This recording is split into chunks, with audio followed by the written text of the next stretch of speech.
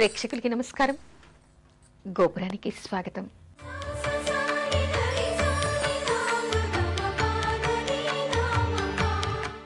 గుడి ధ్వజస్తంభం కంటే ఎత్తుగా ఇల్లు కట్టుకోవచ్చా? అసలు గుడిలో ధ్వజస్తంభానికి ఉన్నటువంటి ప్రాముఖ్యత ఏమిటి, ఎందుకది కడతారు అనేటువంటి విషయాన్ని తెలుసుకోవాలి. అసలు పూర్వకాలంలో కొన్ని కుగ్రామాల్లో దేవాలయాలు లేకపోతే ఊరి మధ్య స్థలంలో ధ్వజస్తంభాన్ని పాతేవాళ్ళుట. చాలా గుళ్లల్లో మనకి ధ్వజస్తంభాలు కనపడుతూ ఉంటాయి. ముఖ్యంగా శివ ఆలయాల్లో, ఆ తర్వాత విష్ణుమూర్తి ఆలయాల్లో మనకి ముఖ్యంగా ధ్వజస్తంభాలు కనపడుతూ ఉంటాయి. ధ్వజస్తంభం దాదాపు గుడి గోపురం అంత ఎత్తుగా ఉంటుంది. దాన్ని కొన్ని ఆగమశాస్త్రం ప్రకారం ఎలాంటి చెక్కతో చేయాలి, ఏం చేయాలి అనేటువంటి వివరాలు దానికి వేరుగా ఉంటాయి. ఏది ఏమైనప్పటికీ కూడా ధ్వజస్తంభం ప్రతి గుళ్ళో మనకి కనపడుతూ ఉంటుంది. ముఖ్యంగా విష్ణు ఆలయాలు, శివాలయాలు, కొన్ని శక్తి ఆలయాల్లో కూడా ఉంటాయి, కానీ అన్ని ఆలయాల్లో మనకి కనిపించవు. అయితే ధ్వజస్తంభం ఎక్కడ ఉండాలి, ఎక్కడ ఉండకపోవాలి అనేటువంటిది అది ఆగమశాస్త్రాన్ని అనుసరించి పాటిస్తారు. కానీ ప్రతి ఊర్లో విష్ణు ఆలయం కానీ దేవాలయం కానీ ఒకటో రెండో తప్పనిసరిగా ఉంటాయి. సాధారణంగా విష్ణుమూర్తి ఆలయాలు, ముఖ్యంగా రాముడి ఆలయాలు మనకి దేశం మొత్తంలో కూడా ప్రతి గ్రామంలో కూడా కనిపిస్తూ ఉంటాయి. ఆ ఆలయాల్లో మనకి ధ్వజస్తంభాలు ఉంటాయి. ఇళ్ళు ఎత్తుగా కట్టడానికి ధ్వజస్తంభానికి ఉన్నటువంటి సంబంధం ఏమిటి, ఎందుకు కట్టకూడదు, అసలు కట్టచ్చా కట్టకూడదా? గుడి ఎక్కడో ఉంటుంది, ఇల్లు ఎక్కడో ఉంటుంది, దీనికి దానికి ఎలాంటి సంబంధము లేదు.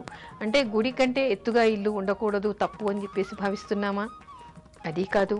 ఇప్పుడు మనకి చూస్తే నగరాల్లో అయితే ఎక్కడ చూసినా కూడా ఎన్నో అంతస్తులు, బహుళ అంతస్తుల ఇళ్ళు మనకి కనపడుతూ ఉంటాయి.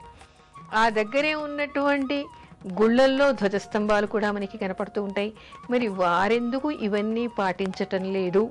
పాటించకపోవడానికి గల కారణాలేంటి అంటే వాళ్ళకి ఆగమశాస్త్రం కొంతవరకు తెలియకపోవచ్చు, లేదా సైంటిఫిక్ రీజన్స్ కూడా వాళ్ళకి తెలియకపోవచ్చు, లేదా దానికి సరిపోయినటువంటి ప్రత్యామ్నాయాలు ఏమైనా కూడా అక్కడ ఉండి ఉండొచ్చు. అయితే ఏమిటా ప్రత్యామ్నాయాలు, ఎందుకు ధ్వజస్తంభానికి ఇంటికి లెంకపెట్టి మాట్లాడుతూ ఉన్నారు? ఊళ్ళల్లో మనకి చాలా ఊళ్ళల్లో చూస్తే సాధారణంగా ధ్వజస్తంభానికంటే ఎత్తు మీద ఎక్కడ మనకి చుట్టుపక్కల ఇళ్ళు కనిపించవు. ఏ ఊర్లో చూసినా గ్రామీణ ప్రాంతాల్లో మనకి ముఖ్యంగా కనిపించవు.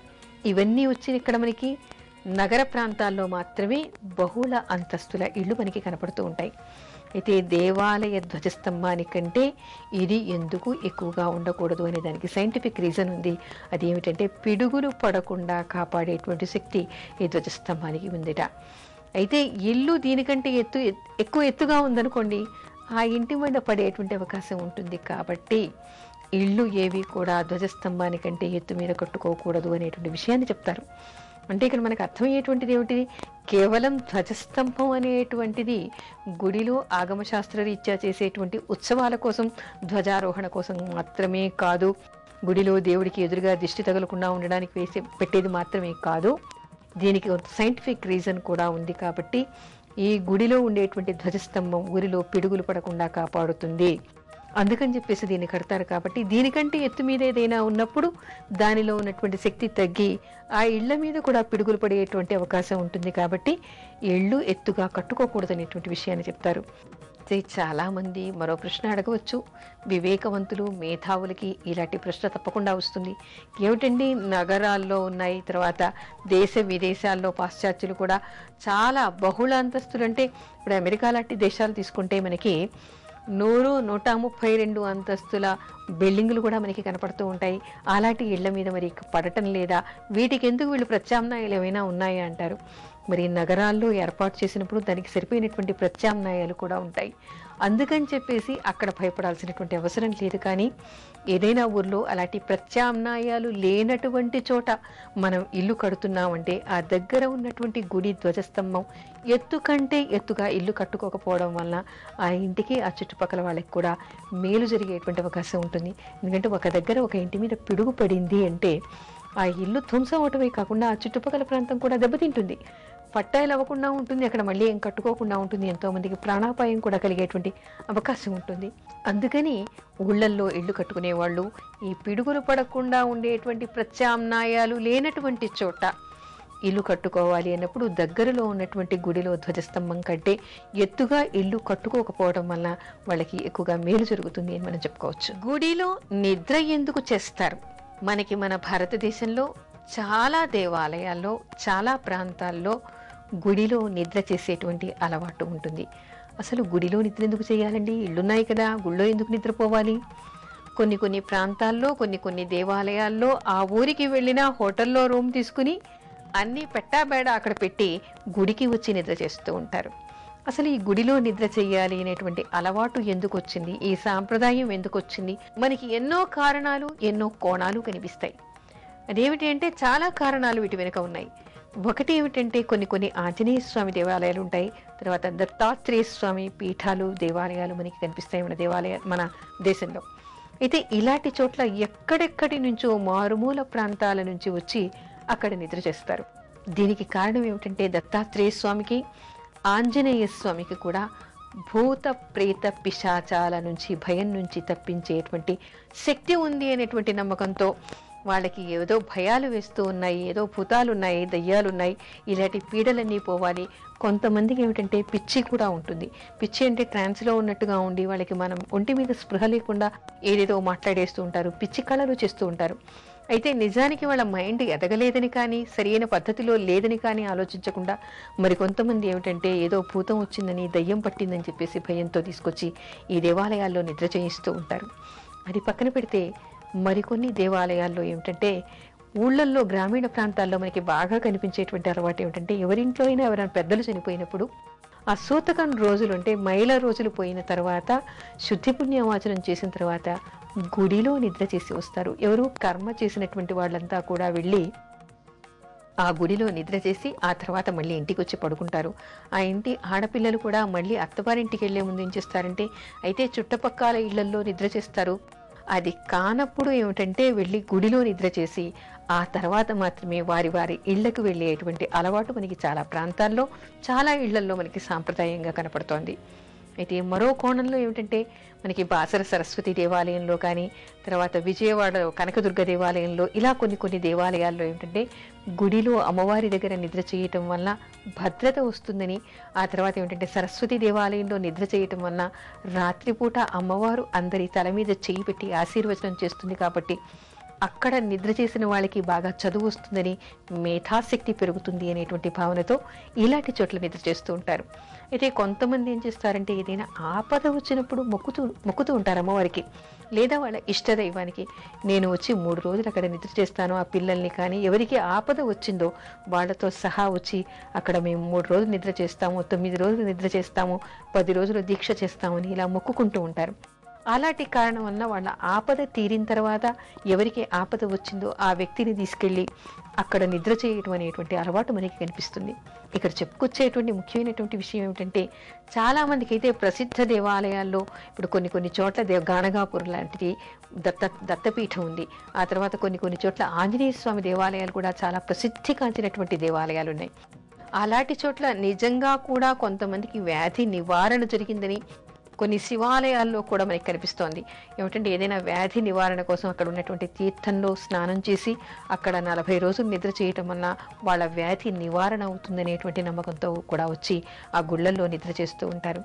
అంటే మన దేశంలోని దేవాలయాల వెనుక ఎన్నో విషయాలు, ఎన్నో ప్రాముఖ్యమైనటువంటి విషయాలు ఉన్నాయి. అంటే మానసికంగా మనని సేద తీర్చేవి, మనలో భయాందోళనను పోగొట్టేవి, మన మొక్కుబళ్ళు తీర్చేవి, మన మేధోశక్తిని పెంచేటువంటిది, మనకి ధైర్యాన్ని కలిగించేటువంటిది, మన రోగ నివారణ చేసేటువంటి కారణాలు మనకి ఎన్నో కనిపిస్తాయి. ఇన్ని కారణాల వల్ల ఎన్నో ప్రాంతాల్లో, ఎన్నో కారణాల వలన, ఎన్నో కోణాల్లో ఆలోచించి వాళ్ళ పరిస్థితుల్ని బట్టి ఆయా దేవాలయాల్లో నిద్ర చేస్తారని మనం చెప్పుకోవాలి.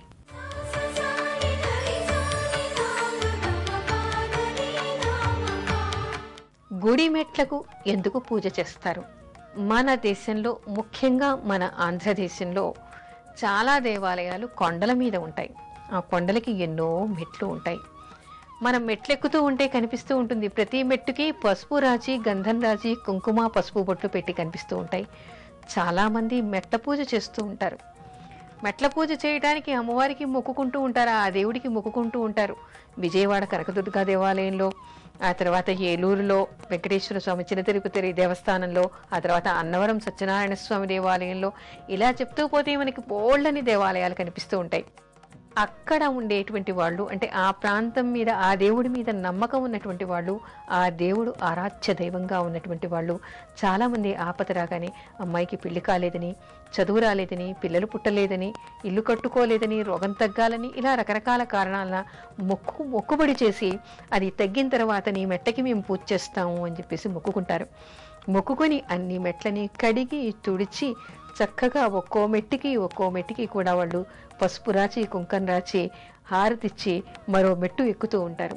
అయితే ఇది చేయటం మనకి శాస్త్రబద్ధమా, ఇది కేవలం మన మూఢనమ్మకమా, లేదా మన అలవాట్లో, లేదా మన బలహీనతన ఏమిటి అని చెప్పేసి చాలామందికి హాస్యాస్పదంగా కొంతమందికి అనిపిస్తూ ఉంటుంది, నమ్మకంగా కొంతమందికి అనిపిస్తుంది, అబ్బురంగా కొంతమందికి అనిపిస్తూ ఉంటుంది. ఏమిటి ఈ మెట్లకి ఎందుకు పూజ చేయాలి? అయితే మనకి ఆధ్యాత్మిక గ్రంథాలు చెప్పేటువంటి విషయం ఏమిటంటే, దేవుడి పేరు మీద దేవాలయంలో ఏలాంటి పని భక్తితో చేసినా కూడా అత్యంత పుణ్యప్రదమైనదిగా చెప్తారు. అక్కడ ఊడ్చిన వాడికి మహారాజయ్యట. అక్కడ తోరణాలు కట్టడం, ఏ దేవాలయమైనా సరే, అది విష్ణు దేవాలయం కానీ, లేదా లక్ష్మీ దేవాలయం కానీ, శివాలయం కానీ, గణపతి ఆలయం కానీ, ఏ దేవాలయమైనా సరే, దేవుడి మందిరం అయితే చాలు. ఆ మందిరంలో బాకిలి ఊడ్చిన వాడికి కూడా లోపల పూజ చేసినటువంటి పూజారికి ఎలాంటి పుణ్యం వస్తుందో అలాంటి పుణ్యమే వస్తుందని, అక్కడ ముగ్గులు పెట్టేవాడికి, కడిగేవాడికి, సున్నాలు వేసేవాడికి, అక్కడ దీపాలు పెట్టి, అంటే దీపాల తోరణాలు పెడతారు, లైట్లు వెలిగించినా సరే. ఆ తర్వాత మరొకటి ఏమిటంటే అరటి స్తంభాలు కట్టడం, మామిడాకులు కట్టడం, పూల తోరణాలు కట్టడం, దీపం పెట్టడం, అభిషేకం చేయడం, ఎలాంటి పని చేసినప్పటికీ కూడా వాళ్ళందరికీ కూడా ఎన్నో దోషాలు పరిహారం అయిపోతాయని, ఎన్నో జన్మల నుంచి చేసేటువంటి దోషాలన్నీ పోయి వాడికి పుణ్యం వస్తుందని, ఆ తర్వాత అక్కడ పరిశుభ్రంగా పెడుతున్నారు కదా, కడుగుతున్నారు, అలంకరిస్తున్నారు. మెట్లు కడిగి అలంకరించడం వల్ల ఏమిటి, కడగటం వల్ల మొత్తం మెట్లని శుభ్రపరుస్తున్నారు. అలంకారం చేయటం వల్ల అందంగా కనిపిస్తుంది.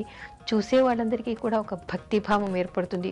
ఓహో, వీళ్ళు అనుకున్నటువంటి కోరిక నెరవేరింది ఈ దేవుణ్ణి నమ్ముకోవటం వల్ల, నేను కూడా ఇలా చెయ్యాలి అనేటువంటి ప్రేరేపణ చూసే వాళ్ళకి కలుగుతుంది. దాంతో ఏమిటంటే ఆత్మవిశ్వాసం కలుగుతుంది, భగవంతుడి మీద నమ్మకం పెరుగుతుంది, పాజిటివ్ ఆలోచనలు వస్తాయి.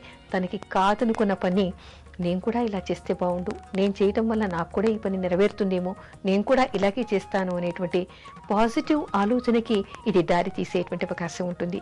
అందుకని చాలామంది మన దేశంలో ఇలాంటి మొక్కులు మొక్కుకొని చాలా దేవాలయాల్లో మెట్లు కడిగి మెట్లకి పసుపు కుంకాలు పెట్టి మెట్ల పూజ చేస్తూ ఉంటారు. మరొకటి ఏమిటి, మెట్లు అంటే సోపానం. సోపానం అంటే ఏమిటి, పైకి వెళ్ళేది, మనకి పైకి ఉచ్చస్థితికి తీసుకెళ్లేటువంటిది, అంటే పైకి తీసుకెళ్లేటువంటి సోపానం. దాన్ని అధిరోహించి మాత్రమే, అంటే ఒక్కొక్క మెట్టును ఎక్కి మనం పైకి పెడతాం, దైవ దర్శనం చేసుకుంటాం. అంటే ఇది దేనికి సంకేతంగా కనపడుతుంది, ఒక దేవాలయాల్లో మెట్లకి పూజ చేయటం వల్ల మన జీవితంలో కూడా మనం మన అభివృద్ధి అనేటువంటి మెట్లను ఎక్కడానికి, ఆ సోపానాన్ని ఎక్కడానికి అది ఒక సంకేతంగా మనకి కనిపిస్తుంది. ఇలాంటి మెట్ల పూజ చేయటం వల్ల, మెట్లకి దండం పెట్టడం వల్ల, ఆ సోపానానికి పూజ చేయటం వల్ల మన జీవితంలో కూడా అభివృద్ధి అనేటువంటి సోపానంలో మనం ఎక్కుతూ పైకెక్కి మన లక్ష్య సాధన చేసుకోవడానికి, మనకు మార్గాన్ని సుగమం చేసేదానికి ఒక సంకేతంగా ఇది మనకి కనిపిస్తుంది. అంటే ఒక పూజ చేయటం వెనుక ఎన్ని రకాల ఆలోచనలు, ఎన్ని రకాల కోణాలు, ఎన్ని రకాల నమ్మకాలు దీని వెనుక ఇమిడి ఉన్నాయో మనకి అర్థమవుతుంది. అందుకే మన దేశంలోని ఎన్నో దేవాలయాల్లో మెట్లకి పూజ చేయాలని మొక్కుకోవడం, అక్కడ ఆ పూజ చేయటం కూడా మనకి కనిపిస్తుంది.